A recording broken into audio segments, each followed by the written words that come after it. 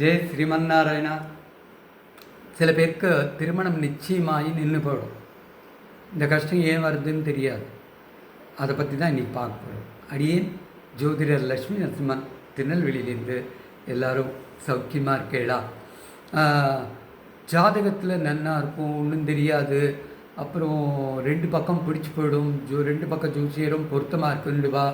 எல்லாம் வச்சு ஒப்பு தம்பலம்லாம் முடிச்சுட்டு நிச்சயதார்த்தமும் ஆகிடும். சில சமயம் நிச்சயதார்த்தமே நின்று போயிடும். நிச்சயதார்த்தம் பண்ணும்போது நின்றுவிடும், அல்லது கல்யாணத்துக்கு அந்த டயத்தில் கூட நின்றுவிடும். எதுக்காகன்னு தெரியாது. அதுக்கப்புறம் நம்ம ரீசன் கண்டுபிடிச்சி என்னென்னமோ சொல்லலாம், பட் நின்று போயிடுது. இதை எப்படி சரி பண்ணுறது? எதனால் இந்த மாதிரி வருது? என்ன தடங்கள் அப்படின்னா, ஜாதகத்தில் உபகிரகங்கள்னு சொல்லுவோம்.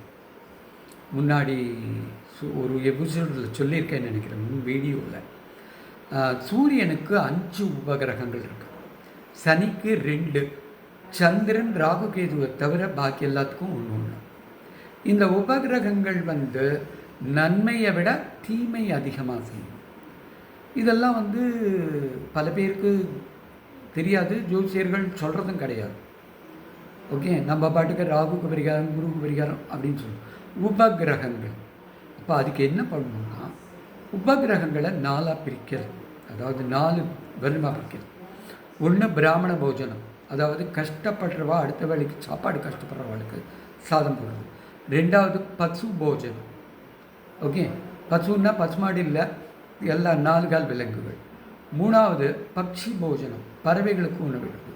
4வது விருட்ச போஜனம், மரம் செடி கொடி.